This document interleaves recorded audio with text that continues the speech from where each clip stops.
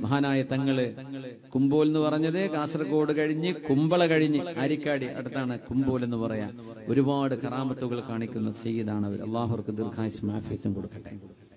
തങ്ങളെ പറ്റി എവിടെയും പുകഴ്ത്തി പറയുന്നതോ തങ്ങളെപ്പറ്റി തങ്ങളുടെ എന്തെങ്കിലും കറാമത്തുകൾ പറയുന്നതോ തങ്ങൾക്ക് തീരെ പറയരുത് എന്നാണ് തങ്ങൾ പറയരുത് എന്ന് പറയും. സുബ്ഹാനല്ലാഹ്. എനിക്കടക്കം എത്രയോ ആയിരക്കണക്കിന് ആളുകൾക്ക് അനുഭവിക്കാൻ കഴിഞ്ഞ ഒരു വലിയ മഹാനാണ് സയ്യിദ് കുഞ്ഞിക്കോയ തങ്ങൾ അവറുകൾ. അള്ളാഹു ദീർഘായുസ്സും ആഫിയത്തും കൊടുക്കട്ടെ. പറഞ്ഞ വാക്കാണ്, നാവ് കൊണ്ടൊരു വാക്ക് പറഞ്ഞു കിട്ടിയാൽ അത് മതി. എനിക്ക് എൻ്റെ ഒരു അനുഭവം, സാധാരണ മൈക്കൊക്കെ മോശം, ഇപ്പം നല്ല മൈക്കാണ്, മൈക്കൊക്കെ മോശമാവുകയാണെങ്കിൽ സൗണ്ട് പോകും. സൗണ്ട് പോയാൽ പിറ്റേന്ന് സൗണ്ട് ഉണ്ടാവില്ല. തങ്ങളെ ഞാൻ പരിചയപ്പെട്ട ആ ഒരു തുടക്കകാലങ്ങളിൽ തങ്ങളോടൊറ്റ പറഞ്ഞ തങ്ങളെ ഇങ്ങനെ ഒരു പ്രയാസം ഉണ്ടാവാറുണ്ട്. അൽഹംദുലില്ലാഹ് മാഷാ അല്ലാഹ്. തങ്ങൾ തൊണ്ടൊക്കെ പിടിച്ചിട്ട് ഒരു ദുആ ചെയ്തതാണ്. പിന്നെ ഒരു കാരക്ക തങ്ങൾ കടിച്ചിട്ട് എനിക്ക് തന്നു തിന്നാൻ, ഒരു കൊട്ടും തങ്ങൾ നെഞ്ചത്ത് ഇങ്ങനെ കൊട്ടും. ആ ഒരു പൊരുത്തമാണ്. പിന്നെ ഇന്നത്തെ ദിവസം വരെ, നാളെ നമുക്ക് പറയാൻ പറ്റില്ല, സൗണ്ട് പോയിട്ട് വേറെ പറയാതെ ഒരു സന്ദർഭം ഉണ്ടായിട്ടില്ല. അത് അള്ളാഹുവിൻ്റെ തൗഫീഖാണ്. എനിക്ക് എപ്പോഴും പെട്ടെന്ന് എൻ്റെ സൗണ്ട് തന്നെ, മൈക്കക്കാർക്കൊക്കെ വലിയ ദേഷ്യമാണ് എന്നോട്. ഇവർക്കല്ല കേട്ടോ, എത്ര ശരിയായി കൊടുത്താലും മുപ്പർക്ക് മൈക്ക് ശരിയാവില്ല എന്ന് പറയും. എൻ്റെ സൗണ്ട് അത്ര ചെറിയ സൗണ്ട്, അതുകൊണ്ടാണ്. ഇത് വേറൊരാൾക്ക് ഭയങ്കര മൈക്കായിരിക്കും. ഇവിടെയൊക്കെ ആകെ ഇടിച്ചു പൊളിക്കാൻ മാത്രമുള്ള സൗണ്ട് ഇതിനുണ്ട്. പക്ഷെ എനിക്ക് എൻ്റെ ഒരു ലൈഫായ അവസ്ഥയിൽ അത് ചിലപ്പോൾ പറ്റാറില്ല. അതുകൊണ്ടുണ്ടാവുന്ന പ്രശ്നം.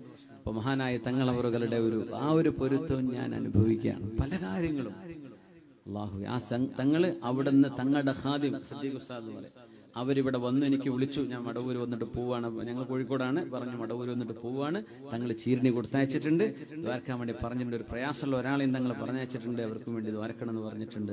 അള്ളാഹു തങ്ങൾക്കും തങ്ങൾ ദ്വാരക്കാൻ ആർക്കൊക്കെ വസിയത്ത് ചെയ്തിട്ടുണ്ടോ അവർക്കൊക്കെയും അവരുടെ ഉദ്ദേശങ്ങൾ അള്ളാഹു നിറവേറ്റി കൊടുക്കട്ടെ.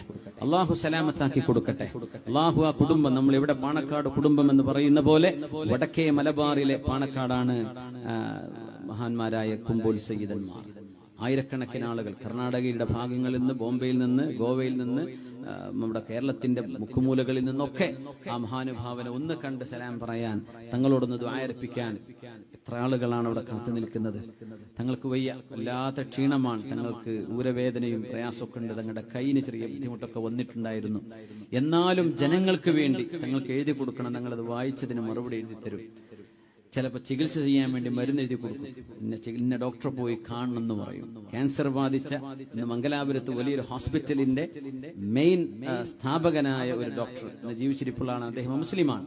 അദ്ദേഹത്തിന് ബ്ലഡ് ക്യാൻസർ പിടിച്ചിട്ട് എറണാകുളത്തേക്ക് ചികിത്സക്ക് കൊണ്ടുപോകുമ്പോഴാണ് ആ ഡോക്ടറുടെ തോളിൽ കൈവിട്, നിങ്ങൾക്കൊന്നുമില്ല, പോയിക്കോളി എന്ന് പറഞ്ഞത്. ഡോക്ടറെ കാണിച്ചോളൂ എന്ന് പറഞ്ഞു. രണ്ടാമത് ബ്ലഡ് ക്യാൻസർ വന്നിട്ട് പോകുന്ന പോക്കിലാണ് എറണാകുളത്ത് നിന്ന് അവര് പറഞ്ഞു, നിങ്ങളെ രോഗം കാണുന്നില്ലല്ലോ. രോഗം മാറി. ശാന്താറാം ഷെട്ടി എന്ന ഡോക്ടറുടെ പേര്. അദ്ദേഹം ഇന്ന് ജീവിച്ചിരിപ്പുള്ള ആളാണ്. ഞാൻ 1-2 സ്ഥലങ്ങളിൽ പറഞ്ഞിട്ടുണ്ടായിരുന്നു.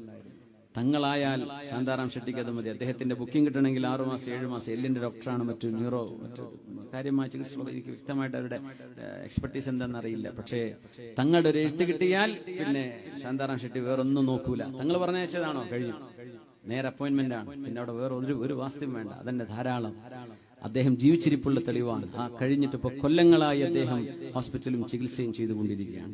അങ്ങനത്തെ ഒരു ഇന്ന് നമുക്ക് മുമ്പൊക്കെ നമ്മൾ അങ്ങനെ ഒരുപാട് മഹാന്മാരെ കേട്ടിട്ടുണ്ട്. ഇന്ന് നമുക്ക് കേട്ട് നമ്മുടെ മുമ്പിൽ ജീവിച്ചിരിപ്പുള്ള അപൂർവം ചില മഹാന്മാരിൽ മഹാനായ സയ്യിദ് കുഞ്ഞിക്കോയ തങ്ങൾ. അള്ളാഹു അവർക്കും അവരുടെ ജ്യേഷ്ഠനുജന്മാർ സയ്യിദന്മാരുണ്ട്. സയ്യിദ് അലി തങ്ങളുണ്ട്, അവരുടെ ജ്യേഷ്ഠനാണ് KS ആറ്റക്കോയ തങ്ങൾ, കുമ്പോൾ തങ്ങൾ അവറുകൾ. അവരുടെ അനുജനുണ്ട് ജാഫർ തങ്ങൾ, വേറെയും അവരുടെ അനുജന്മാരുണ്ട്. അവർക്കൊക്കെ ആ കുടുംബത്തിന് മുഴുക്കയും അള്ളാഹു തആല നമ്മുടെ എല്ലാ സയ്യിദന്മാർക്കും, എല്ലാ ഉസ്താദുമാർക്കും, ദീനിന്റെ ഖാദിമീങ്ങൾക്കും അള്ളാഹു ദീർഘായുസ്സും ആഫിയത്തും കൊടുക്കട്ടെ. അവർ ഈ ഉമ്മത്തിന്റെ സംരക്ഷണമാണ്. നമുക്ക് ആവലാദികളും വേവലാദികളും ചെന്ന് ബോധിപ്പിക്കാനും ദ്വാരപ്പിക്കാനുമുള്ള മഹത്തുക്കളാണ് അവർക്ക്. അവരുടെയൊക്കെ തണൽ ഈ ഉമ്മത്തിന് കാലാകാലങ്ങളിൽ അല്ലാഹു നിലനിർത്തി കൊടുക്കട്ടെ. മഹാനായ മടവൂർ ശൈഖ് അവറുകളോടുള്ള സ്നേഹം കൊണ്ടും ബഹുമാനം കൊണ്ടും അവിടെ തങ്ങൾ പൈസ അയച്ചിട്ടാണ് കൊടുത്തേക്കുന്നതൊക്കെ. തങ്ങളുടെ പ്രത്യേകത അതാണ്.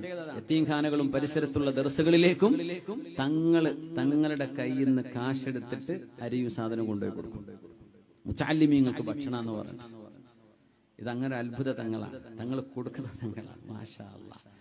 വാരിക്കോരി കൊടുക്കുകയാണ്. അവിടുത്തെ മഖാം, അവിടുത്തെ ഉറൂസ് വരുമ്പോൾ കാണാൻ പറ്റും, ഓടിച്ചാടി ജനങ്ങൾക്ക് ഭക്ഷണം വിളമ്പി കൊടുക്കാൻ വരെ സയ്യിദ് അവർകളുണ്ടാവും. ഒരു സാധാരണക്കാരനെ പോലെ. ഒരിക്കലും തിരിച്ചറിയാം ഇതാണോ ഈ പറഞ്ഞ മഹാൻ എന്ന് നമ്മൾ കാണുമ്പോൾ. ഒരു പക്ഷേ ജനങ്ങൾക്കിടയിലൂടെ ഓടി നടന്ന് വിയർത്ത് ജനങ്ങളിൽ ഒരാളായിട്ട് നടക്കുന്നത് കണ്ടാൽ നമുക്ക് പോലും അത്ഭുതം തോന്നിപ്പോകും. അങ്ങനത്തെ ഒരു മഹാൻ. അള്ളാഹുവേ, നീ അവർക്കൊക്കെ ദീർഘായുസ്സും ആഫിയത്തും നിന്റെ ഹിഫ്ളും ഇനായത്തും നൽകണേ തമ്പുരാനെ. അതുകൊണ്ട് ഇജാബത്തിന്റെ സ്ഥലങ്ങൾ, ഇജാബത്തിന് അർഹതയുള്ള മഹത്തുക്കളായ ആളുകൾ, അവരോട് ദുആ അർപ്പിക്കുക.